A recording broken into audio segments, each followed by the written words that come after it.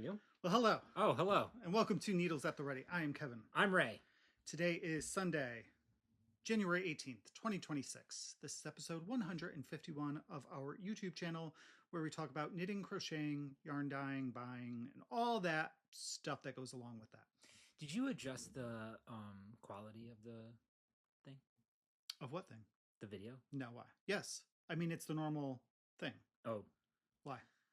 Oh, I was just curious. No, because usually I watch you do that. No, I typically don't have to adjust it. It typically stays. Really? I feel like every time. No. Oh, okay. Well, what do I know? Before we get started, would you mind grabbing my chapstick right there on the desk, please? No, can I take a little swig of it? Yes, thank you. So it has been 2 weeks and a day since our last episode. We would like to welcome cardamom. Yes, we would like to welcome all the new viewers and welcome back to all you OGs. Yeah, it's great to have you. Thanks for joining us. That's it. That's the wrap. That's it. We're done. All right. Sorry, I got a little distracted. I don't know if I was ready. You know? I don't know either. So we are a day late. We are. I've been sick this week. Yeah. So I needed just like another day. Yeah, you look much better. Your color is definitely back. Thank you. I'm not 100%. I'm very tired today. But so the show must go on. I know. That's what they say. And I may have to pop some cough drops because I coughed Ricola. We are not sponsored. No, I coughed an awful lot throughout the night. It kept me awake. Didn't keep me awake. I slept like a babe. That's fantastic for you. Thanks. So let's see what else. Let's see. We have really no admin happening. Nope, we have which is great. We sent out the prizes. Nope, we sent out one. We sent out one. We're waiting for the other winner to relocate. And then we'll go ahead and do that. And then we sent out the dove. We did send out the dove. So exciting to be able to do that.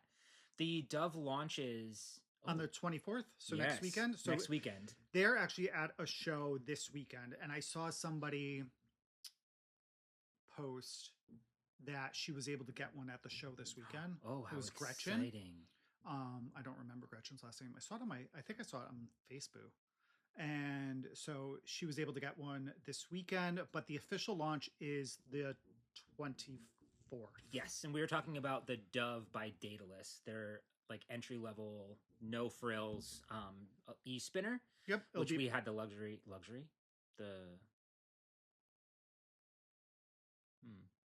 What's the word I'm looking for? I don't know. We had the honor of testing it. I don't know. Whatever. Anyway, it's wonderful. You'll see. I have some spinning today. So if you are interested in purchasing a dove, keep an eye on Daedalus's website, their Instagram. It is next Saturday, the 24th, when it will be available for sale at $400 US, and that is the current price. During the interview, Dave had said that depending on prices for parts, it may increase in the future, but the current price will be $400 when it goes up for sale on the 24th. I can't wait till it goes up because I need to get more bobbins. I know, bobbins are a thing. They are. Let's see. So what else? Let's see. What have we done? Do you want to talk about like maybe some things that we've done this week? Yeah. So the past 2 weeks, let's see. So I think the night of the last episode, we went out to dinner with some friends, the friends that we go away with typically like April, May, which we're actually still planning that. So we went to a new restaurant to us, the next town over, which was a really lovely night. Yeah, the dessert was fantastic. They had a regatta and honeycomb cheesecake. It was delish. And a pistachio cake, which was delish. Yeah. Anything the mains were good too. Yeah. But anything pistachio, I'm down for. Same. I love a pistachio. What else? And then last weekend, Reese, who's our niece, who's 10, had a recital, and she had her first solo. Her first solo. It was so good. We went to go see that. It's so cute. Well, no. Cute's the wrong word. It was cute, but no, it was really sort of I'm looking for. We should get a thesaurus. Thesaurus. It was really special to see her growth. Oh my gosh. In dance. In so many different ways, because we got to watch it, and there's so many age groups in it at the school that she goes to. the first dance that we saw, she was in the Nutcracker, and she was a little mouse. Yeah, this is when she was what? She was like 2 or 3. Oh, no, really maybe, younger than that? No, maybe you're right. Maybe like 4 or 5. She was really, really young. But then, like going to her recitals and seeing her with the young group and remembering her having to look off stage at the instructor, and the instructor having to like show them what to do, and seeing it this time with that group of young kids doing the same thing, and remembering Reese being there, to seeing her so confident and animated, especially in her face, like her facial expressions. She's so into it. She really is. So it's fun to see the progression. Yeah. I will say, I have such respect for all of you dance parents, grandparents, whatever, supporters out there, because there were 5 acts, and each act was an hour and a half long. We did not stay for the entire thing. We stayed through. We did just Act 1, because that was when Reese's solo was there. And she danced like 4 or 5 numbers in that one, so that was, she was heavily in Act 1. Yeah, and we wanted to see the solo. And then we FaceTimed with her afterwards. Yeah, because everybody told her that I cried, so she was like, "Uncle Ray, you cried? I've never seen you cry." Yeah, and then my brother had to chip in. You've never seen him cry? Because I cry all the time. So that was a really good day, and yeah, that was cute. And we've watched a ton of TV. We really have. You know, I've enjoyed it though. I have too, because it's been really, with the exception of one show, it's been all one season of something. So they've been really quick. So you feel completed. Yeah, and it's like you've completed something. We've watched a lot, but not a lot of episodes, because they're short things, like no more than like 6 episodes in a season or something. And I feel like this is what I've been looking forward to for our like hibernation. Yes, you know, curling up on the couch, crafting, watching good shows. I haven't crafted in 3 you haven't days. Felt well. I haven't touched it. It's not going to look like I did a lot, but I feel like I did. So that's our 2 weeks. Yeah, I think that's it. All right. So what do we have? Anything coming up? No. I don't think so. No. This is a good time of year. I know. All right. So we're just going to jump into some knitting. I have 0 FOs. I have 1 FO. It is a spin. I have... Oh, you know what else has happened over the last 2 weeks? What? I've become the proud owner of now 4 fountain pens. Last episode, I was the owner of 1. So you've progressed fast. I am the proud owner of 4 fountain pens, 2 bottles of ink, and like 12 ink samples. Our YouTube algorithm recommended videos are a lot of pens, a lot of fountain pens, and a lot of like ink swatching, which I'm not doing ink swatching. You need a lot of inks to do that. I say that now, but who knows? You'll swatch by the end of the day. So, and I really enjoy the fountain pens that I have and the inks that I have. Yeah. It's been really I did nice. write with a fountain pen. I think it's really cool. It's a very different experience. It is. You definitely, like, it forces you to almost to like slow down and think about what you're doing, which I think is a really important aspect of like journaling and actually like manually writing things out. Yeah. It's that slow down kind of process. All right. Well, since we're not a fountain pen channel, into the knitting. Not yet. Zero FOs and pens at the ready. 3 whips. Well, 4, but I didn't bring up my spinning. I have 1 FO. That's a spin, like I said. I have 1 whip. That is a spin. And I have 2 knitted works in progress. Okay. So you continue. You know what? Maybe do you think I should count this as an FO? I do. All right, because you worked really hard on that. So you go first, and then I'll talk about my FO. Yeah, and then that'll be good. We can talk about that early on. So we can kind of get the juices flowing. All right. This is a spin that I completed on the Dove. This is using Into the World Blue-Faced Leicester, which is my first time spinning that. Will be a lot of firsts with my spins. The colorway is Selene, and I finished this January 11th. It's about 97 grams. It's a 2-ply. I would say it's probably around a DK/worsted weight. Yes, I agree. I would say more DK. Yeah. You probably have some worstedy bits, but you probably also have some sport bits and maybe even some fingering. That's just the nature of, spinning. Yeah, spinning. So, I think that I did a pretty good job. keeping things a little bit more even, but definitely some work to do. I like the colors. Yeah. Um, It's a good palette. yeah, it is a good palette. There's some like reds in here. Yes. It's really, really soft and squishy, I think. It is. So I think that'll be really nice knit up. Maybe I'll do a hat or something. I'm not quite sure what I want to do, but I started to you'll see on my next Could you do a muscle burr? I haven't seen a hand spun muscle burr. I'm not sure. I don't see why I couldn't. Yeah.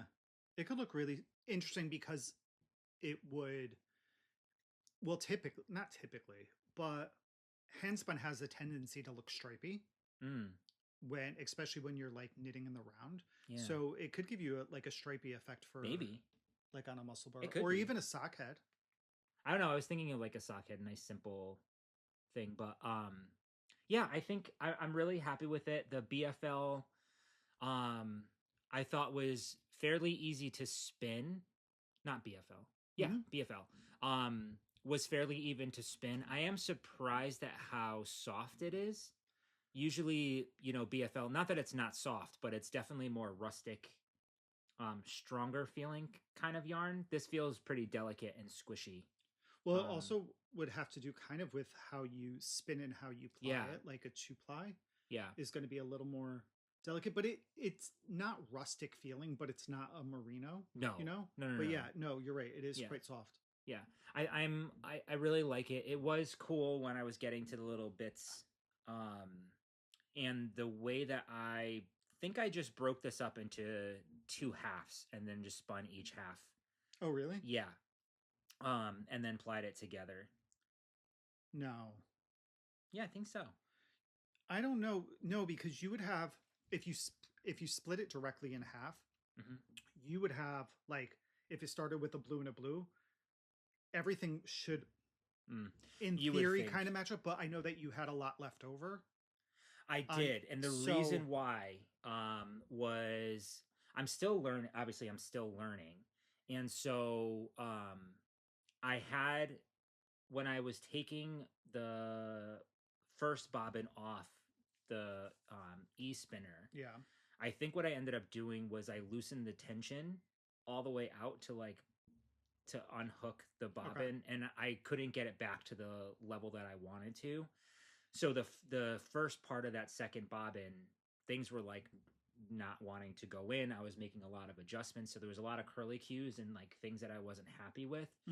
So I actually just did not use that little bit left over, which is about 4 or 5 grams. I think it wasn't anything major, right? But still, I had some, like, that's why I have some of that left over.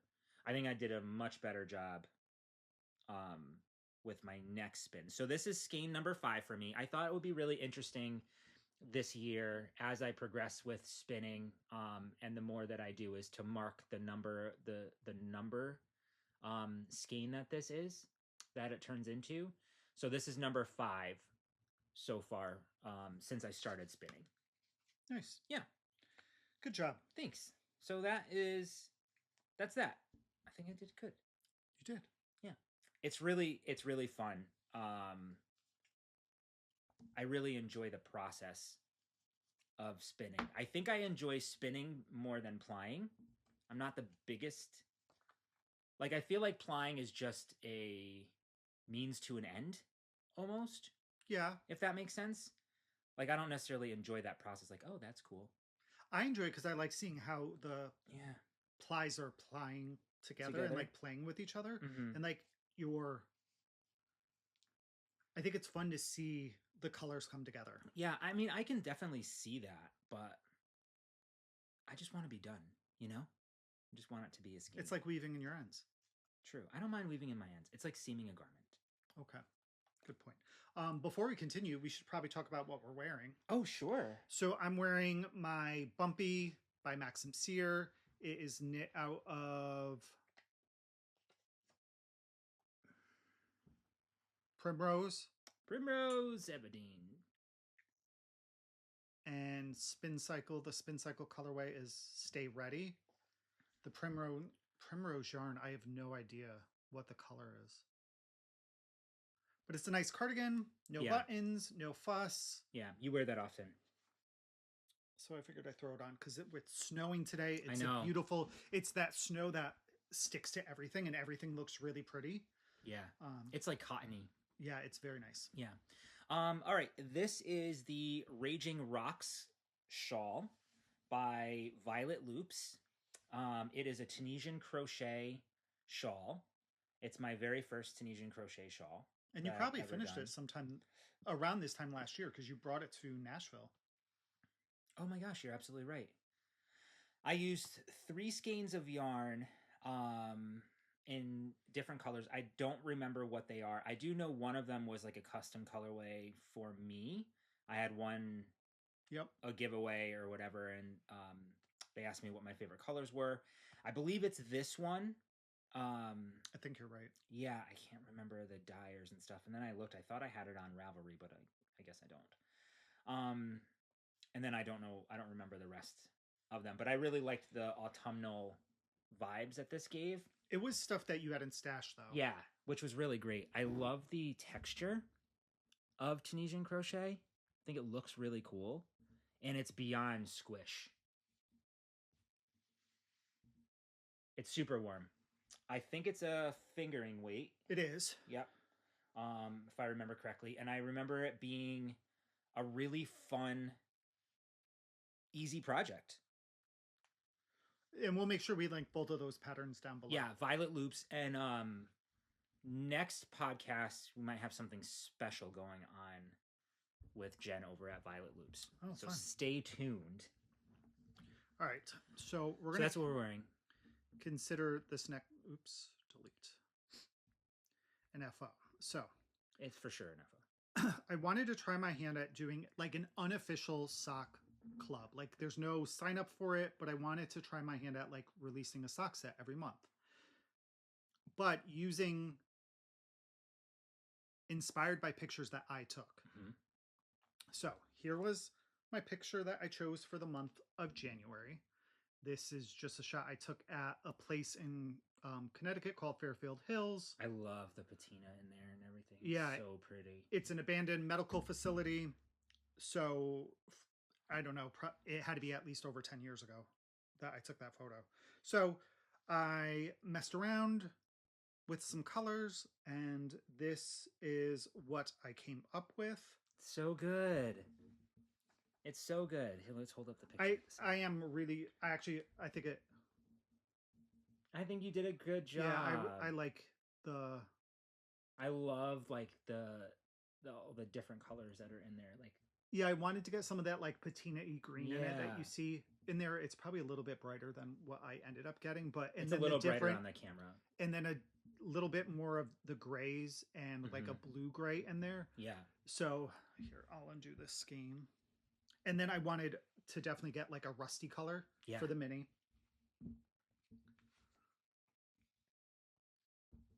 So these are very limited quantities. We'll only have it's so good, Kevin. Yeah, I was really happy with it. Green bits in there. What was really fun, and I think it was last episode I showed like a bunch of the test minis that I did. So I ended up going with 4 of the colors from the test minis of the 10 that I did for this colorway. And then just created a new color for the mini itself. But yeah, so I'm going to list these tomorrow. Such a pretty sock. They'll be on the website tomorrow at 12 p.m. Eastern time. Yes. And the initial, and then I'll put up what's currently dyed. And then if for some reason they're like super popular, I have the ability to dye more. And then whatever's currently available will be shipping by Friday, this upcoming Friday. That's great. So stay tuned for that shop update. Tomorrow at 12 p.m. Eastern time. Yeah. And then now I have to pick February's color or picture. Yeah. I don't know if I ever showed How exciting. Did I ever show like the whole... Your collection? Well,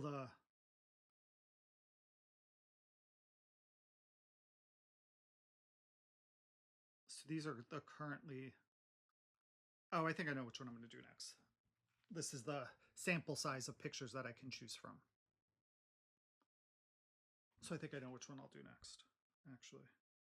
Which one? That one. This one? Yeah. Yeah, since I already... Probably that one, and then that one will be the final. Oh my God, so good. Yeah, so this is something new. We'll see how it goes this year. So the goal is to create 12 sock sets, one for the per year. month for the year, and based on your pictures. But what's fun for me is it gives me an opportunity to play with new colors. Yeah. While I'm dyeing like stuff that's already like the recipes and things that I already do. So it was really fun to do that, like to take my time and add a color and then see how I wanted to apply the other ones and figure that out. Like I think that was the third attempt. Yeah. But that's your favorite part of dyeing. It really is. Is like being creative and trying different things. You're like Bob Ross, you know. Yeah. Well, let's just so that's my FO. Happy little tree here. All right, it's a good FO. Whips. Whips. Okay. I have 3. I have 3 as well. Great. Do you want me to go? You want to go? You go. All right, let's stick on the spinning train before we get into the knitting. I am all ready to ply. One of the things that I want to do, so last year I made it a goal for myself to knit a pair of socks each month using Woolens and Nosh yarn.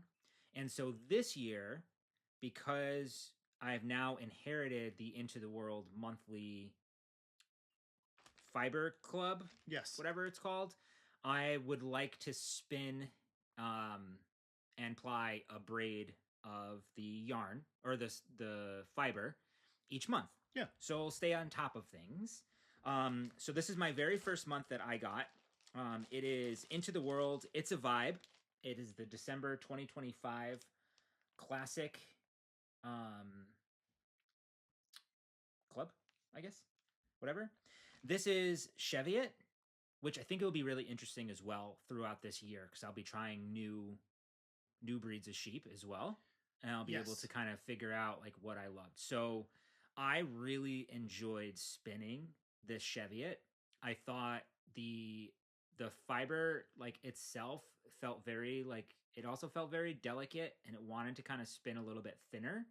I don't know if it's just me getting more comfortable with spinning. So what I did was I split the braid in half and I spun that here, and that's what this is. And then the second half, I split it in half again, and then I split one of the halves into half again. So I had one like quarter basically of the skein, I think. I don't know. However the math goes, a third of it, whatever. I don't know. What's math? And then, sorry, like this got a little bit funky here because I was trying to join the last little bits in there, but it'll be fine when I go to ply it. So I think that this will look really cool plied together. There is a lot of that greeny. Is that green? Gray. Gray? It looks green to me. Yeah, it's all purple and gray. Okay. There's a lot more of that underneath this like purpley color here too.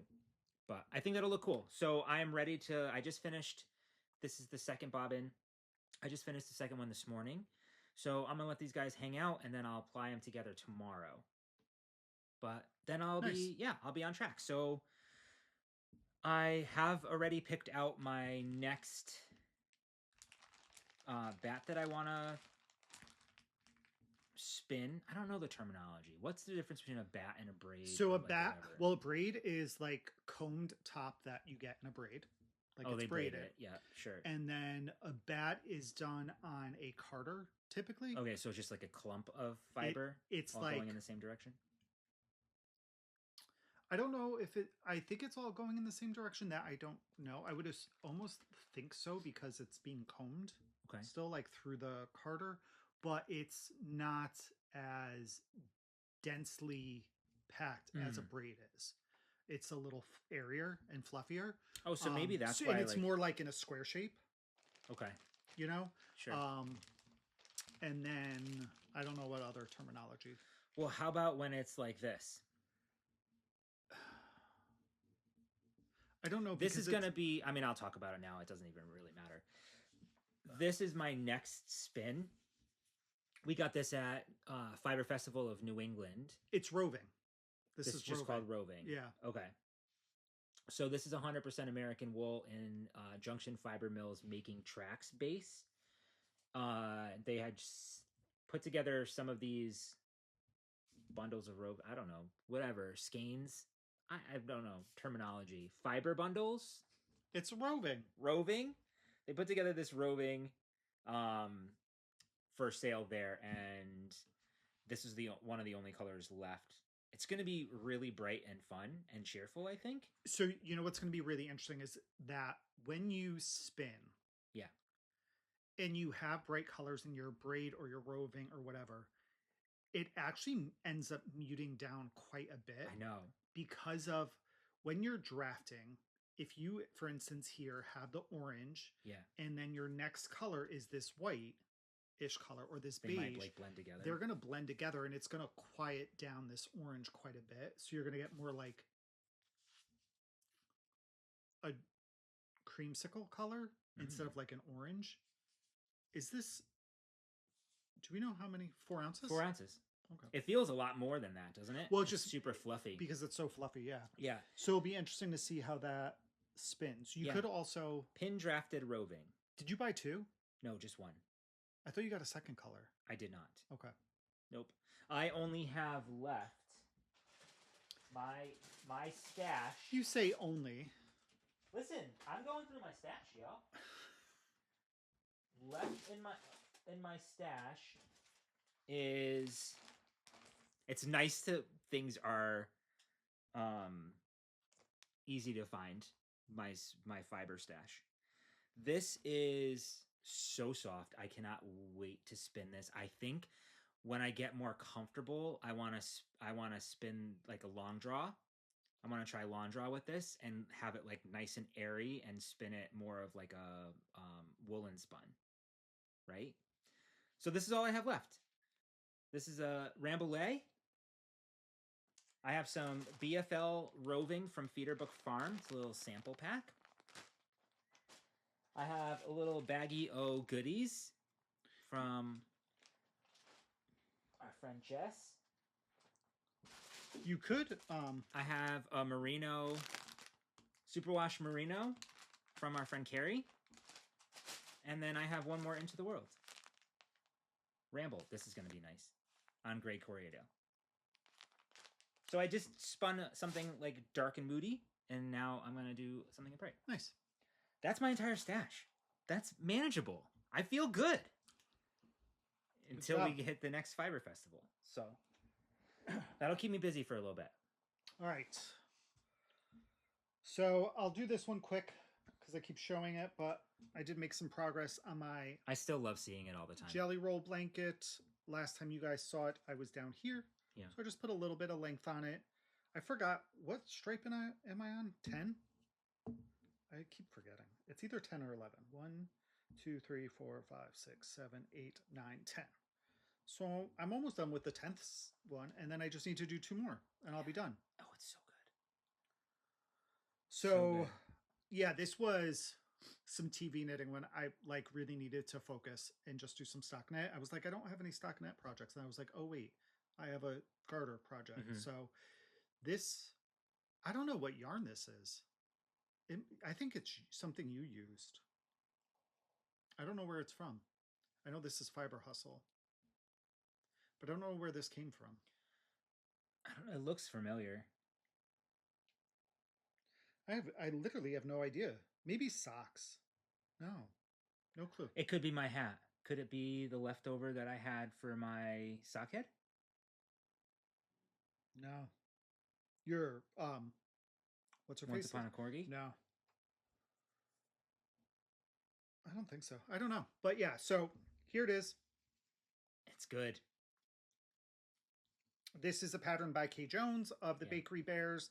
I'm doing the fingering weight version, all of leftover yarn, trying to keep it under 20 grams. So there's some quite large sections, some smaller ones. Like this here is Knit Picks yarn. A lot of this is just all that's Amanda Knits stuff. This is something I got from Justine at Skane. Is this Rusty Wagon Wheel? No, I don't know what that is. Oh, could it be a Lobby NMA from your Stephen West shawl? That's an Amanda Knits. This is a Lolo Did It. Actually, that might be Lolo Did It too. But yeah, it's fun to know what some of these are. Like this color here is Ching Fiber. This is in my Lava Lake shawl. Lava Lake. Yeah. Some of it's mine. Super fun, Kev. Yeah, and I'm knitting it on I want to say it's a 3.25 millimeter needle. What's this one? It's so bright. That is probably either Dragon Horde yarn or that's one of 3 dyers. It's either Dragon Horde yarn, Yarn Cafe Creation, or Trilogy. This is in my my Brio shawl. Yes. A lot of this is from your Brio shawl. I'm actually knitting these on 2.75 millimeter needles. I love this. Wait, that's such a lie. Wait. 2.25 millimeter. No, US 7.5. 2.75 US 2. Yeah, 2.75 US 2. It's a tight gauge. And then I'm following the join from Kay Litton of the Crazy Sock Lady.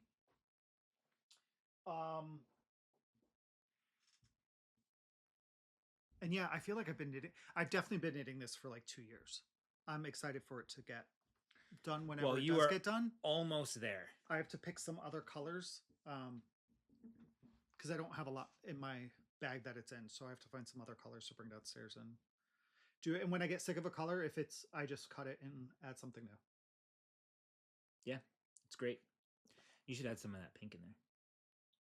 I feel like I have a lot of pink in that. And I don't have any of that pink that I haven't knit with any of it. I don't have leftovers. I know we should probably do a sample with it. Okay. All right, you're up. Okay.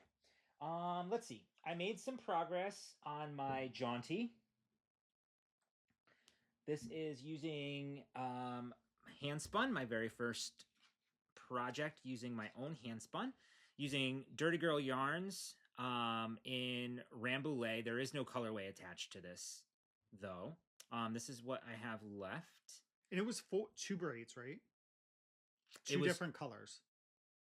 Like, I know there's no names, but... Yes, there were 2 different colors. So I used a total of 8 ounces. 4 ounces of this, like, red... You'll see. More reds, and then another one was, like, more grays, but with some red in it as well. That's right. One was a tonal red, and one was gray and red. Yeah, so this is what I have so far. My God, I love it. This is what I have so far. This is where I was last time you saw it. Oh, wow. Yeah, so I made some good progress there. You can see here I started my decreases already. And we're just gonna rock and roll. Oh, that's the back. This is the front of it. Nope. That's a lie. This is the front. A lie. And this is a really good example of how you can see the striping like we were talking about before of a Handspun if it's different colors in it. Isn't it cool though? Yeah. I'm really impressed with it. I'm really happy with it. It is super squishy. It is thick. It is. She's a thick one. She is. You probably could have gone up a needle size. But I do like the squish factor. I feel like I would have lost a little bit of that squishiness if I had a looser gauge to it. But with this, I mean, look at how stretchy. Right. This is going to block out and like block huge, I think. Because this is more of this is closer to a heavy DK light worsted, I think. I agree. Yeah. And I am using a US 5 3.75 millimeter needle. We're not even showing these patterns. Oh, yeah. Is that what we do here? Well, you never bring your iPad up anymore. Oh, I know. I use my phone usually. It's just a lot to carry, you know? The Jaunty, I'll hold this up while Kevin tries to find the pattern. But Andrea Mowry is doing a Jaunty along. It's a few months long spin along / make along. I guess it would just be considered a make along. So the idea behind that is, you'd spin your own yarn to make a Jaunty and then go ahead and knit it. Well, she's doing it in conjunction with Daedalus. Correct. So here's the Jaunty. It is with the shawl, you can use any weight yarn. Yes. And she has the recommended needles for the weight that you plan on using and the dimensions for each one. So I did it before in a hand spun as well, using a DK weight. You did one using a fingering weight. I did. And I did two with fingering. I did one for Reese and then one that I did with the Upland.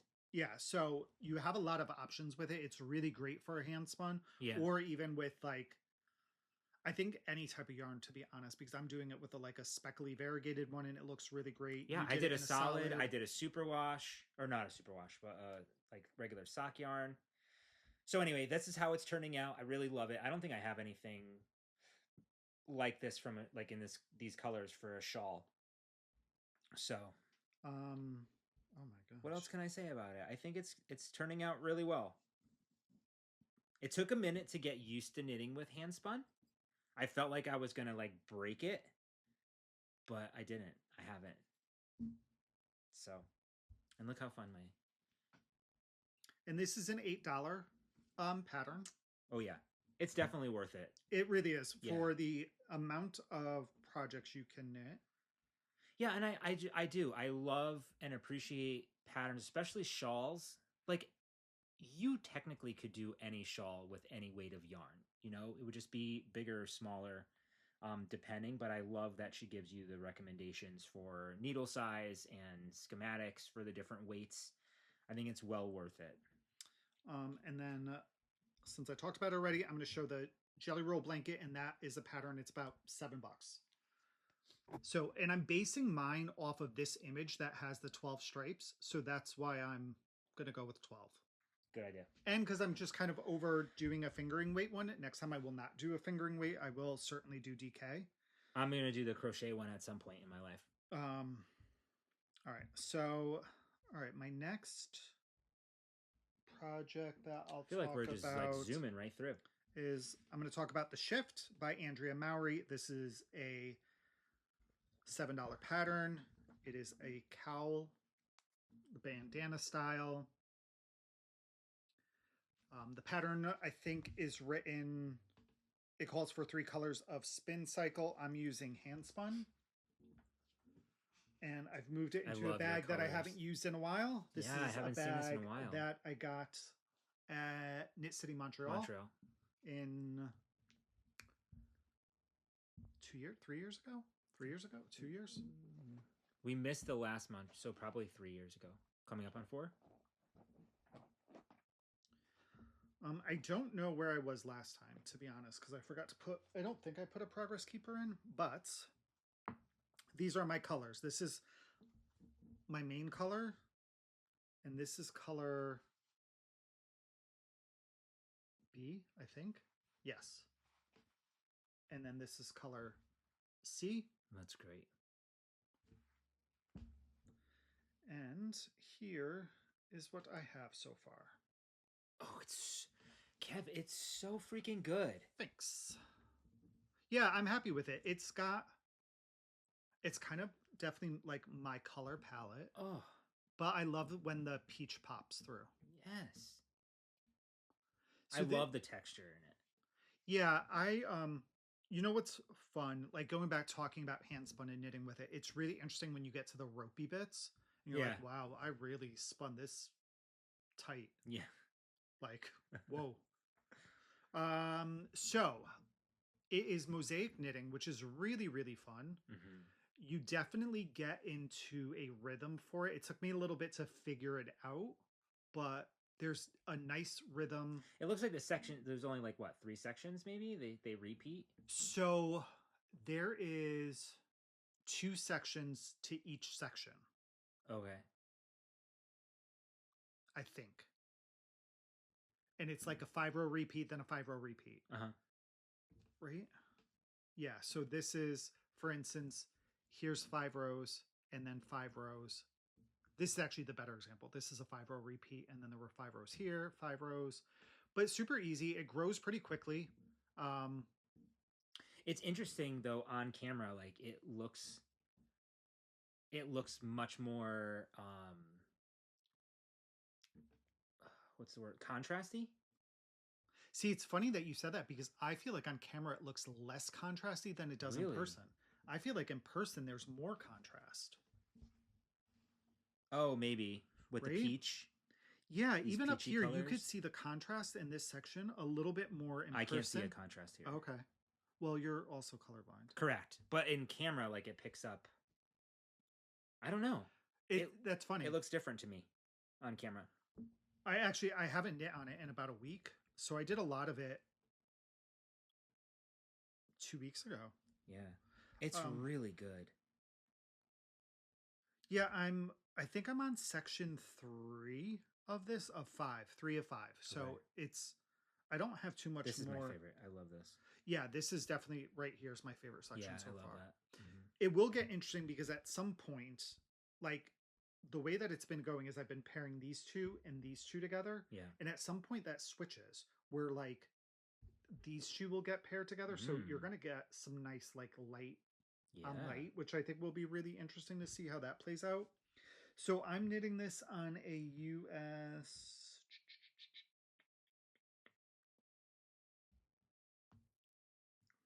Well, a US 5, which is a 3.75 millimeter needle. Yes.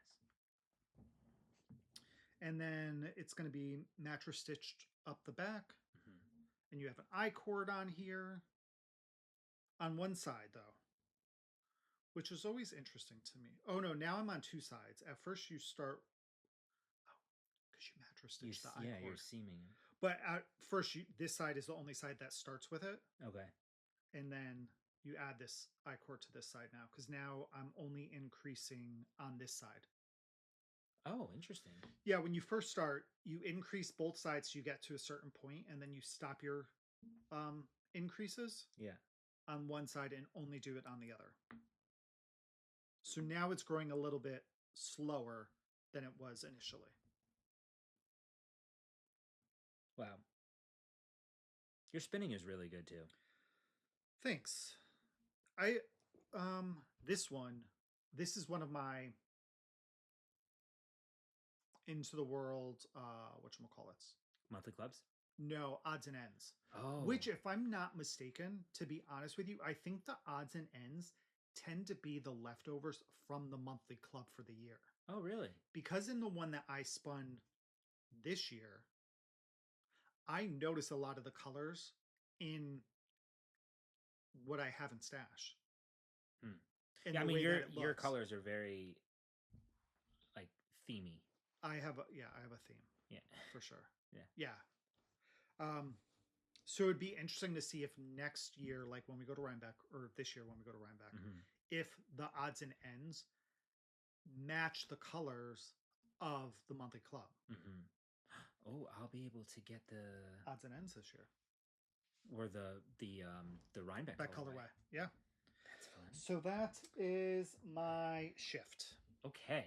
All right, you're up. Let's see. My last whip is the Stripe Hype sweater.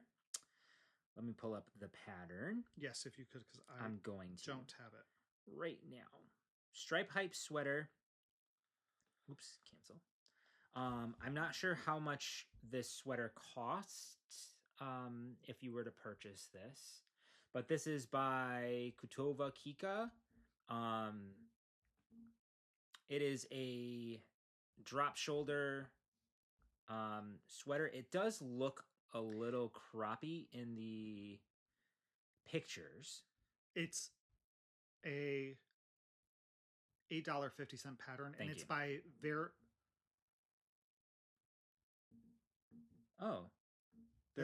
Lindberg. Yeah, that's just her Ravelry store name.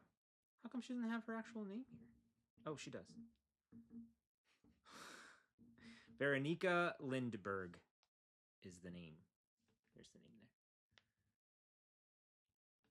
there. Okay, so this is going to be one of my Rhinebeck sweaters this year, using the yarn that we purchased at Rhinebeck this past year in October. Rhinebeck's October. Yep. Third weekend. This was using the Utopia Blankety Bundle, which when I posted the show notes last week or last episode, there were a lot of different blankety sets there with different colors. They only had this color palette, basically this color palette left when we were there at Rhinebeck this year. So there are a lot of different colors. No, they had a bunch of color palettes when we were there. We just all happened to pick the same one. Oh, I felt remember? I do remember when we all picked the same one. That's the funny thing about it. They were all so different. Yeah, we thought they were different, but there were other color palettes, and the three of us schmucks just picked up the same one. This is 100% Wisconsin wool. It is extremely sheepy, extremely farmy, rustic, but I'm really enjoying it. And after it's blocked, like my swatch blocked out beautifully. So this is probably not going to be next to Skin Soft, but I really like it. I really love the tonality of these yarns. There's no colors, so I kind of planned out what I wanted and where I wanted them. I made a slight adjustment. This is in my mica bag. Yeah, that I got at Skein Yarn Shop. These bags are fantastic. They really are. I love the pockets in the front and everything. But yeah, like after blocking it, it's still a sheepy, but it's still soft. It's soft. I think I feel like this is one of those yarns that needs like a 2 blocking. Maybe. You know? I love those yarns. It's definitely... I mean, I'm sitting down with a sheep on my lap when I'm knitting this thing for sure. I was like, what? It smells, it's, you're hanging out with the sheeps. Yeah, it's definitely, yarn. It is yarn, for sure. No question about it. So the way that this is knit is you knit the top of the back first, and then you pick up and knit the each section on each side, and you build it up, and then you knit, then you bring them together, so like it kind of creates like a little like a flap. We are so professional. I'm really glad you all get so much out of this podcast. You learn so much from our technical prowess and the way that we describe our process. All right, so I have made some significant progress, I think, on this sweater. So here is what I have so far. Oh my gosh. I think it looks super cool. Like the tonality. Yeah. In here. I think we all initially were a little concerned when we got back to the house and we looked at the yarn and we're like, oh, this is really tonal. Yeah. How is it going to look striped up? And I think it actually looks really good. Me too. Striped up. I think it looks neat. It's not pooling. No. Like you would have thought and I think it's because it's striped and you're able to break it up that it's a really good pattern for a super tonal yarn. Oh yeah, for sure. I think so too. I think that it just enhances the stripiness of the sweater. Yeah. Now my color choices and where I place them, it's turning into a very bright sweater. I think it's where I place this golden color. But I really like that. I think that that's going to look really cool. I was a little bit concerned seeing my main color, this like dark gray, as the main color, thinking that it would bring it down to make it like a dark, like, take away a little bit. I think there's a lot of brightness in here. I think is cool. Yeah, but what I actually think is I feel like this stripe here accentuates these two. Same thing up here. So it brings out those two and maybe makes these brighter than what they would be if you left the yellow there. Yeah. So the pattern, the modification that I made for the pattern is that when you are building out your stripes, you have 3 stripes of the same color in the pattern. So what I ended up doing was for that middle stripe, I've used this like brownish red. I still see a little bit of red in there.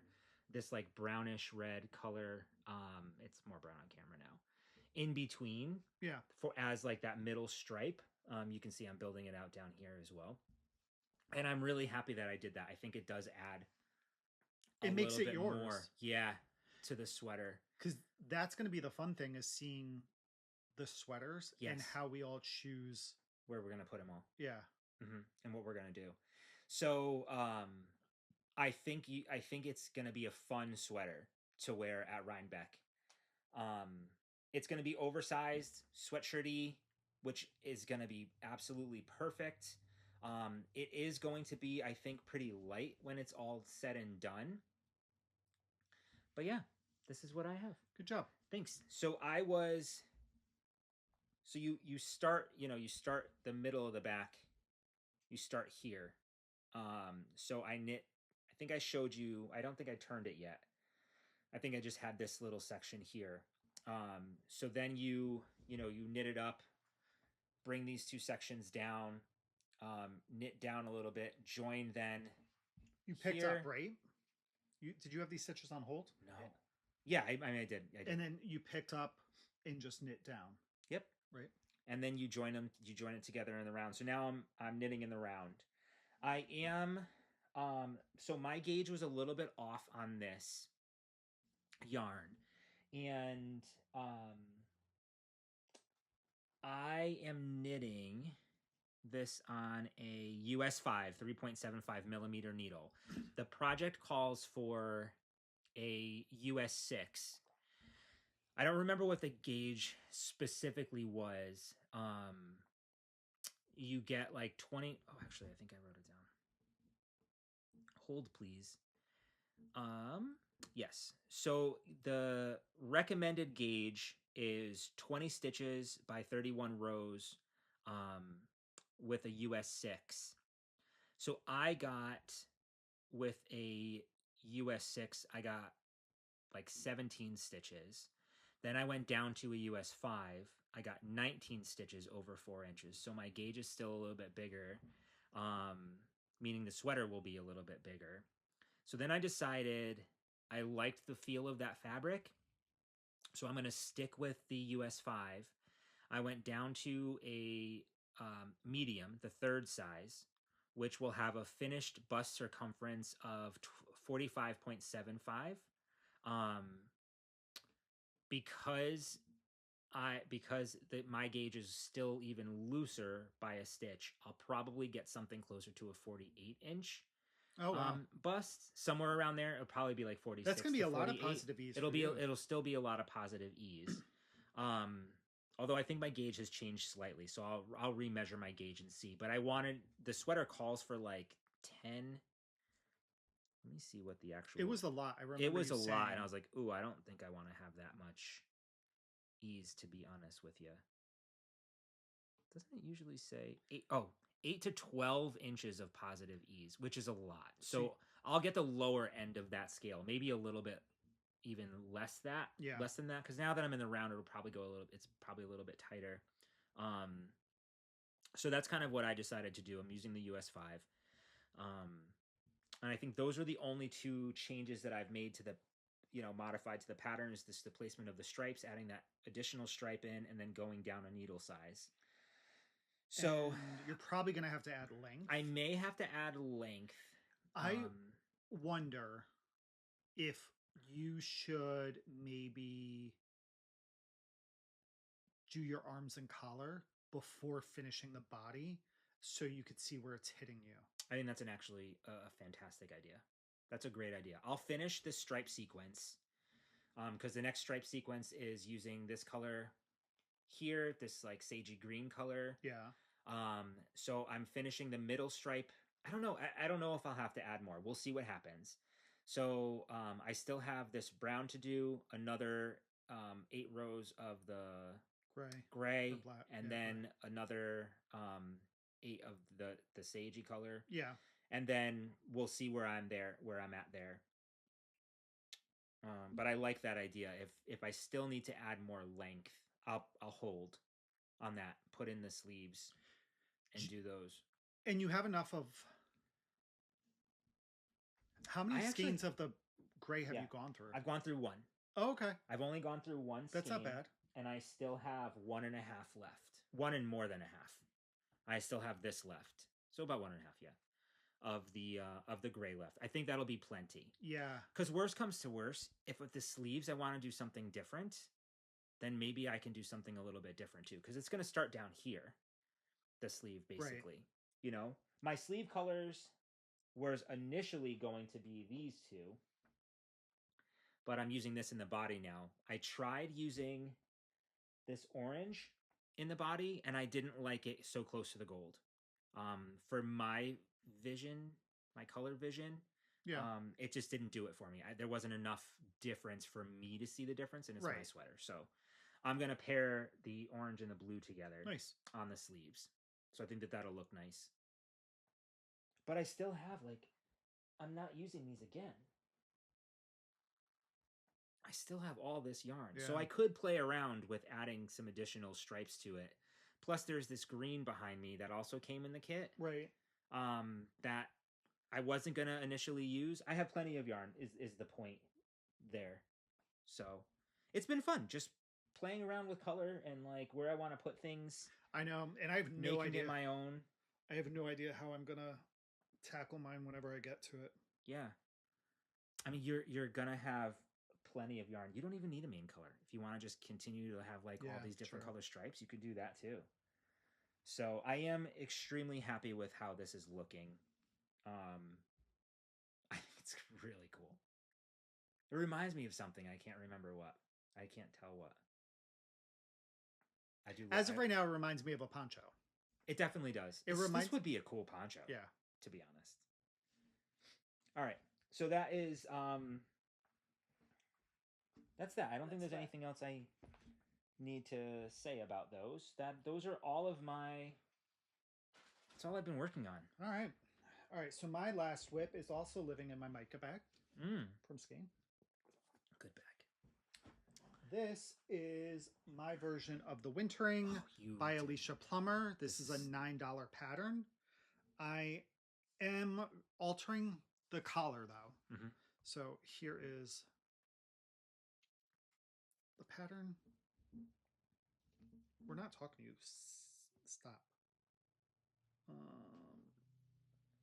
So I'm not going to do the turtleneck. I'm going to do a roll neck just like I did on my Finest Kind. Good choice. I think that's a smart choice. But what's really funny is that Alicia just came out with a new pattern.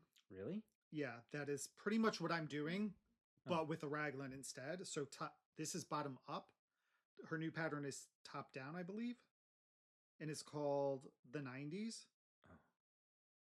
I hadn't seen this. It's brand new. Oh. So this is kind of what I'm doing. That's much more. That's exactly what you're doing. Yeah, but I'm just following the Finest Kind pattern for the most part. Yep. Well, the Wintering, which is very similar to the Finest Kind without texture. But she is also having a sale right now. Oh. All of her patterns are 50% off through next Friday. 50? 50. Use the code Boston, and it's to help her cover some of her medical expenses. Oh. So go check it out because I have purchased the Finest Kind. Yeah. I have the Wintering. I also have Justin's flannel. And I also want to knit her Bibliophile 3. I was just going to say, that looks like a really nice men's sweater. And I also want to knit in Stillness 2. I actually think I own all of these. So, yeah, Justin's flannel. So she has a lot of great men's patterns. I mean, a lot of just great patterns in general. Yeah. So, if you want to buy yourself some patterns, go check out Alicia Plumbers and use that code. So I made quite a bit of progress, and I have no idea where I was, but oh my gosh, the body of my sweater is done. Wow, I love this yarn. Oh, I have a feather somewhere. Yep, a down feather. Yeah. I am pretty much done with this sleeve. I've done all my decreases. I just need to check the length and see if I'm ready to actually start my cuff. Hey, this is heavier than... Yeah. So I'm knitting this out of Buroker Millstone Tweed. This is 60% wool, 20% polyamide, and 20% viscose. I'm using the recommended needle size. I did go down a sweater size though, because my gauge was looser. Yeah. So I was getting less stitches per inch than what was recommended. So I went down a needle size, or I'm sorry, down a sweater size. So I'm knitting the third size with the hopes that I'm getting the final measurements of the fourth size. It's knit bottom up, and you start with a roll, some ribbing, all stockinette. Then you do a little like raglan increasing here, which is cool. Really, really cool. Yeah. And I like that on this particular version, you can see it, the increases. And then, so yeah, you did a little shaping. You can see I have a little row out here from where I split. See it? Oh, yeah. I didn't think I was going to get that. I didn't notice it when I was knitting it. Oh, actually, I wonder if that's where... Maybe that's a seam. Maybe that's where you wove in your... Wait, yeah. Yeah. I have an end woven in right there. Yeah, it'll loosen up. So yeah, so then you do some bind off, some shaping, and then you do a 3 needle bind off to join the front and the back. Nice job. And you pick up around the arm to do your sleeve. And what's really nice is you don't really get a hole at the bottom, because unlike doing a top down, you're not doing an increase when you know, like how you do add some stitches. Yeah. You're not adding any stitches, so you don't tend to get a hole here, which is really, really nice for those people who don't like having holes under their sleeves. I did all my decreases, and it's nice because it's a larger yarn and gauge. Yeah. I can do it on 16-inch circulars. Perfect. And still like have plenty of room. So yeah, I just need to measure this because I think I'm currently at 17. The pattern says to knit to 17 and a half inches, and I'm right there. But I may want to add a couple of rows just to give myself a little extra length. I just haven't decided, and because I haven't made that decision. Yeah. I haven't done this, and I did this sleeve on Tuesday, like the whole thing. But the yarn is so much fun. It's getting a little bit washed out with the lights. Well, here's look at all the colors in there. So you have greens and blues and reds and oranges and whites. But feel this compared to that. Like this lightens up quite a bit. Oh yeah. Oh, it does. Yeah. So I think it's going to get a much drapier fabric. Yeah. So I'm almost done. I have a cuff, one more sleeve, and like I said, the sleeve took me a day to do, and then do my collar. It looks really good. So it's knit on US 5s, which is US 8s, which is a 5 millimeter, and a US 6, which is a 4 millimeter needle. And I bought 11 balls of these, and they're 50-gram balls, and I have 2.5 left. So I should be fine. Because you just have a sleeve and the neck. How much yarn did your sleeve take? I feel like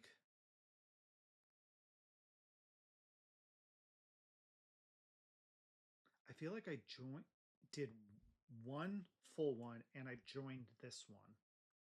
So 1.5 ish. Well, you know where to get more in case you ever need. But I have 2 of these left, so I'll be fine.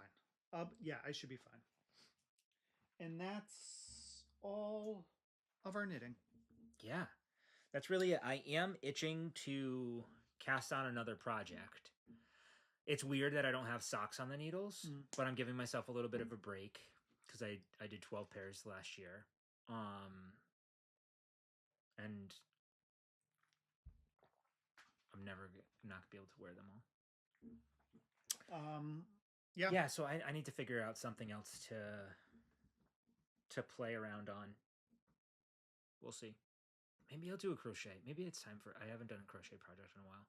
Or you could do a felting project. I could. I don't know. I'm really digging the spinning. It's been so nice. I've like for the first time this weekend, I put on an audiobook and was spinning. I hadn't done that before. Yeah. And boy, it like went, for me, it went hand in hand. It was really nice. Like the rhythmic movement of like my hands and like the spinning, and then listening to the audiobook. Really loved it. Yeah, maybe I could do some crafting today. I would like that. I haven't done anything. Yeah. If I could finish that sleeve today, that'd be fantastic. That would be good. All right. So we have no owl post. No. And no acquisitions. Acquisitions or breaking the bank. Nope. So we'll just jump into what we've been reading and watching. So watching is going to be quite a bit.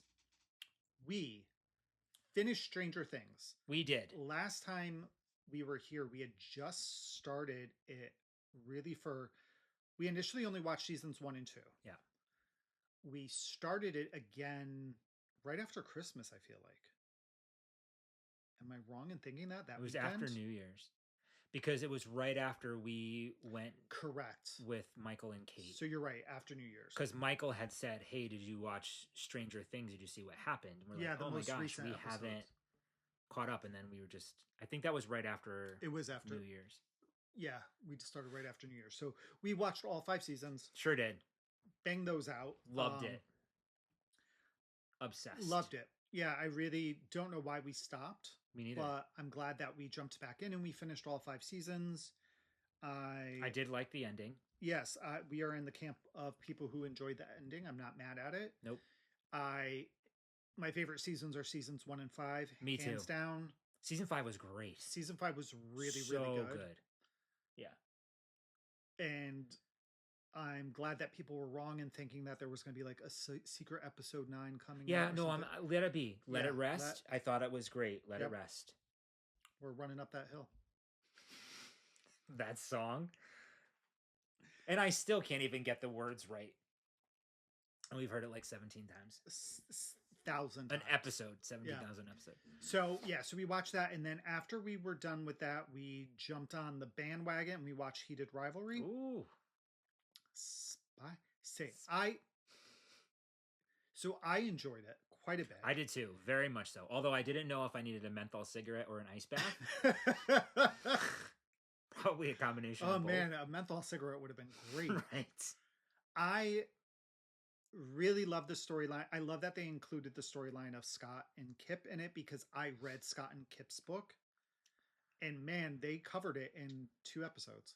I thought it was very sweet. I love the story behind the spice. You know what I mean? Like, yeah, it was cute. Very cute. It was, but watching the show, it really made me want to read Ilya and Shane's book because I wanted to know, like, I love their story, but I know that so much has got to be missing, or there's things that I would get from the book that the show couldn't get everything in. Right. So, yeah, I thought it was a good show. I enjoyed watching it. No, me too. They had great chemistry, the 2 actors. Sure. Great chemistry.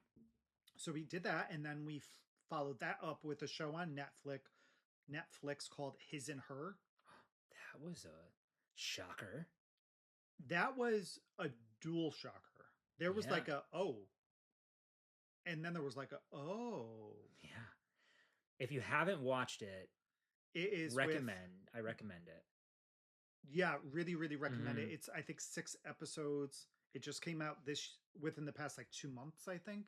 And it has John, like, I always want to say it's Blumenthal, and I know it's not Blumenthal, but it's something like along those lines. Yeah, it was really, really an interesting concept, and one of those where you're like, okay, I guess that it's like a whodunit, right? Basically, John Bernthal, the guy from The Punisher and The Walking Dead. Yeah.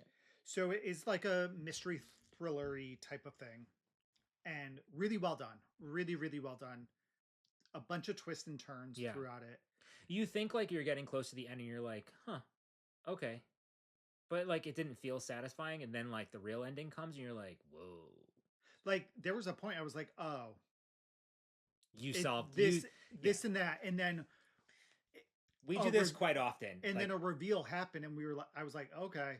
But then like another thing happened, and we were like, that I didn't see coming. No, but we do that. We do that often. Like when we're watching like some of those mystery things. Kevin's really good at it. He'll be like, "Oh yeah, it was the butler in the pantry with the candlestick." With the candlestick, and he's usually spot on.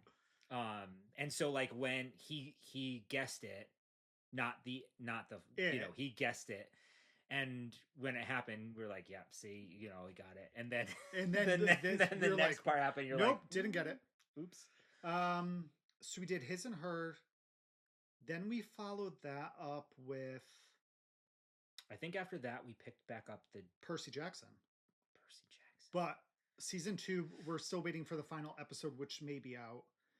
Then after Percy Jackson, and I liked the first season, I think, better than this second season so far.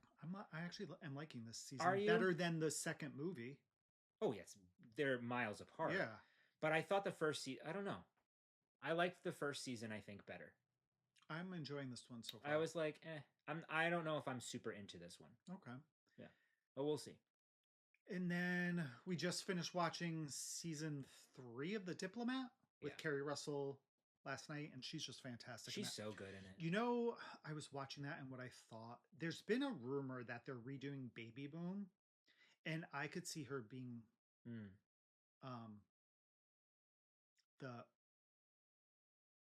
why can't I think of her name? Diane Keaton. Mm-hmm. I could see her being Diane Keaton's character in Baby Boom.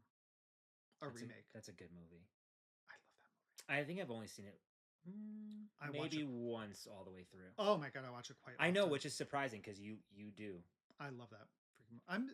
I wonder if did I ever buy it?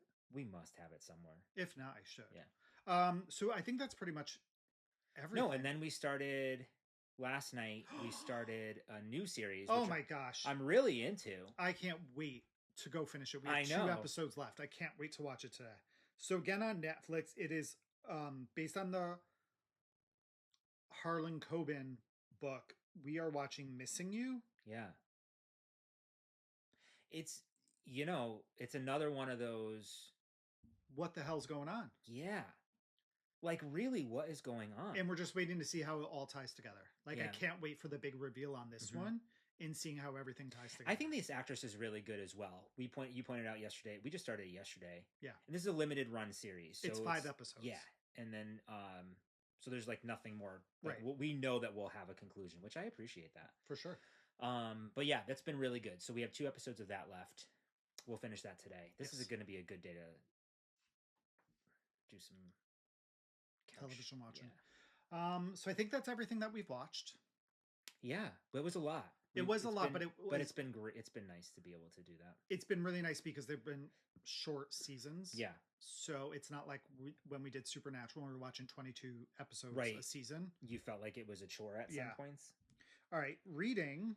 I have finished reading my Death by Dragon series by the woman who wrote it. Yeah, that's typically what happens. Hold on. Lindsay Buroker. I finished books 8 and 9.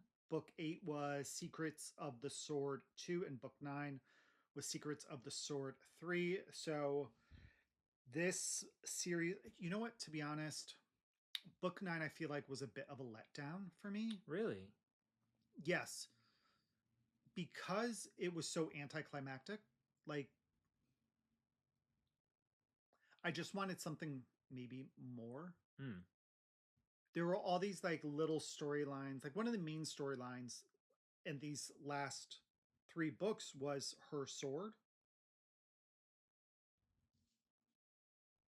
And her learning about it, but I feel like we know so little about it still. You know, like, it was just like, oh, I feel like because it's called Secrets of the Sword 1, 2, and 3, that in that 3rd book, you should know the secret. There should be some revelation about this sword, and it used in a manner in which this 1,000-year-old story of this sword should come out, and like it should be all powerful, you know, like Like that Excalibur? type of thing. Right, like something like that should have happened, and it didn't. So, I mean, I just spilled coffee all over myself. Good job. Welcome to our house. Mm-hmm. It happens often. But it was an enjoyable series. I loved all of the characters in it. I was like, what the hell is that? I would definitely recommend it if you like urban fantasy. I like urban fantasy. I loved all the dragons. There were a lot of dragons, but I loved all of the characters. Val and Zav were great. He's a little uppity dragon. There's another series that she came out with after this that takes place in Seattle as well. So some of the characters like kind of carry over a little bit. You'll meet some of them, and I believe one of the main characters in that series is from this book. The first time that we met him, if I'm not mistaken, he was an assassin elf in this one. So yep. So finish that. I'm glad to be done with it. And because we watched Heated Rivalry, I'm now reading it. And I'm about halfway through that book.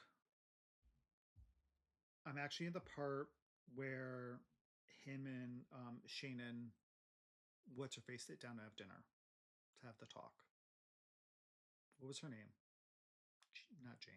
He and Shane. Oh, Shane and the chick. Oh, yeah, and the actress sit down to have their dinner. Yeah. Talk. So it's really interesting to have watched the show, and I know I was kind of up in the air on how I wanted to do that, if I wanted to read the book before watching the show. I'm glad I watched the show first. Oh, good. Because oftentimes when you read a book and you watch the movie or the show, there's such a letdown. Yes. And going from the show to the book, I can now appreciate a lot of the details in the show and how they pulled it from the books or the book. The dialogue is, the majority of it is straight from the book. Oh, that's like, good. You said that there was a lot of internal dialogue too, though, right? Right. So like internal thoughts and stuff. Yeah, there's a lot of internal thoughts, and especially on Shane's end, I feel like there's maybe a little bit more internal monologue or dialogue with himself that you kind of get. So it makes you think about, I don't know why you keep activating things a little bit differently with him, but they do a really good job adapting the book to the screen. And I'm excited too, because from what I understand, there's a second book already written with Elia and Shane as the main characters. And a third book is either coming out or has just been released with the two of them. And the series will be 3 seasons. Oh. No idea when the other 2 seasons will be coming out, but I am definitely enjoying reading the book and seeing it from that perspective. That's great.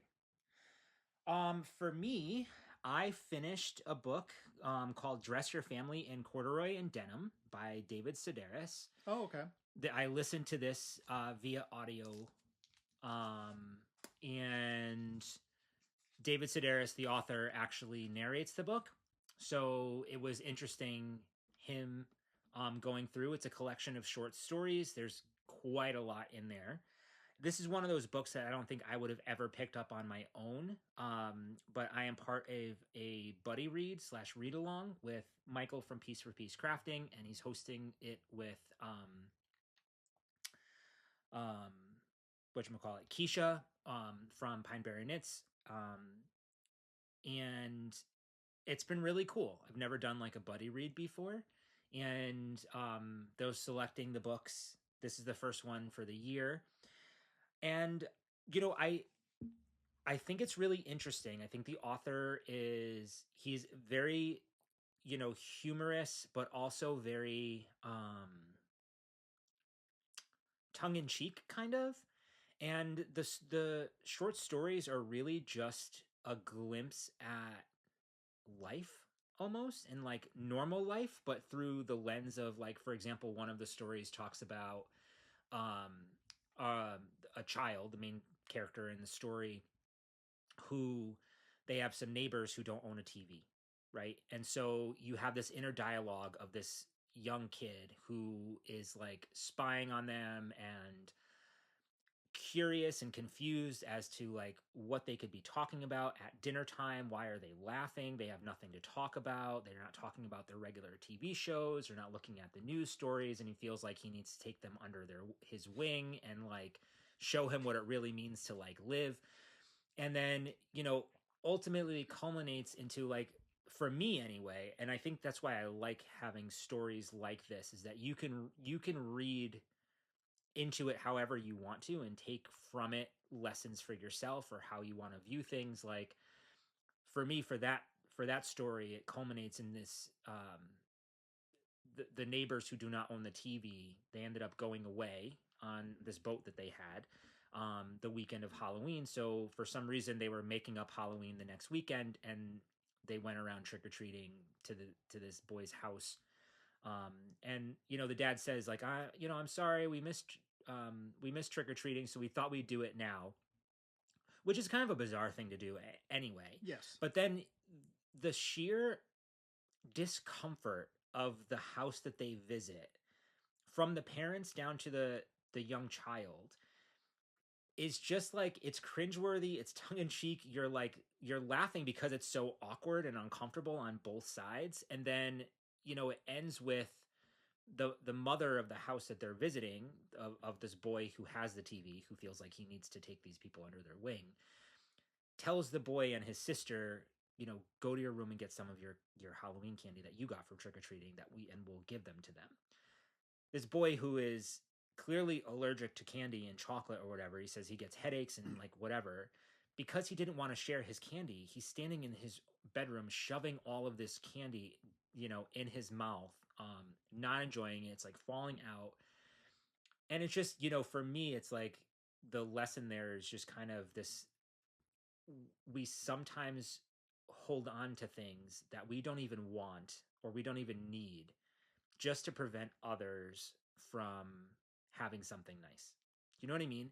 So like, and not all stories are obviously profound. I took a lot from that one. It was the first short story in the book, but there are these little peeks into reality, and how uncomfortable they are, but how funny they are in these scenarios.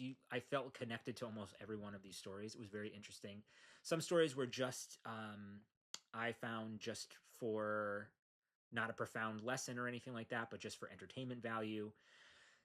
Because this was an audio book, a couple of the short stories were recorded of the author doing them live. So you hear the live studio audience in the background laughing where they need to laugh and clapping where they need to clap, which I thought was really interesting for me to hear, because it gave me a different perspective. Because I think I started getting in my head like, okay, and I think this is all like, just, you go to school and you're like, okay, what are you getting out of these books? What's the lesson? What's the theme? And I started thinking about these stories like that, missing, I think, some of the humor along the way, until I started hearing the live audience reacting to them. And then it just kind of like, oh, wow, okay, interesting.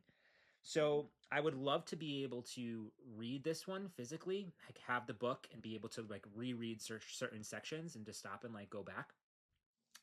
But all in all, I thought it was really good. I would give this 4.25 stars out of 5. And yeah, I'm really glad that Michael and Keisha recommended this book as the way to kind of kick us off into it. It takes me out of my comfort zone to read something a little bit different. So that was cool. So that was the only book that I finished, I think, in the last 2 weeks. I did start, after that audiobook was done, I did start the next book in my Beware of Chicken series, which is by far becoming one of my favorite series that I think that I've ever read. It's Casual Farmer, Beware of Chicken. This is what the picture is. I am listening to this on Audible. It's narrated by Travis Baldree. it's such a slow, casual, comfortable read that I like it. Like I like that there is some action, like there's some things that happen, but I love the storytelling and I love seeing some of the growth of these characters and then like that character development. I think when you slow down a story sometimes, like especially one like this, you really have the time to build up those characters and those relationships. And you feel very connected to them. So it makes me smile. It makes me laugh. The main character is kind of oblivious to what's happening in the world and just how powerful and strong he is. Like there's a magic element to this. There's definitely a lot of that, but I really love the slow burn character development side of things. On the opposite end of the spectrum, I am continuing. I'm continuing my Dungeon Crawler Carl series. I'm currently on Dungeon Crawler Carl number 5. These are long books. This is 832 pages, this one. It's so good, though. I really love this series as well. This one's called The Butcher's Masquerade. Dungeon Crawler Carl. It is so out there and bizarre, but it's another one where I really love the characters.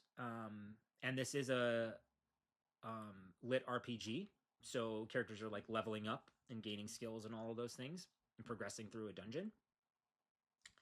But I'm thoroughly entertained, so I'm loving my book choices. Good. You know, like where you're just like, oh, I'm loving what I'm reading right now.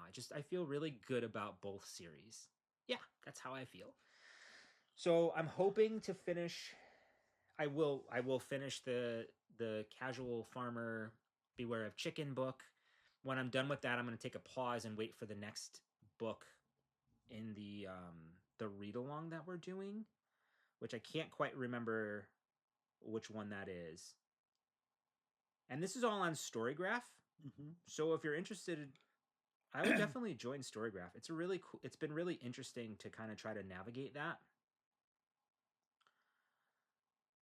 I don't know how to get now back to the read along book.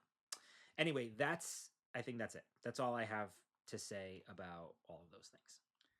And that then is all we have for you guys. And yeah. This is a short. This is one of our shortest episodes ever. So we hope that you guys have a great 2 weeks and we will see you in a fortnight. Bye. Bye.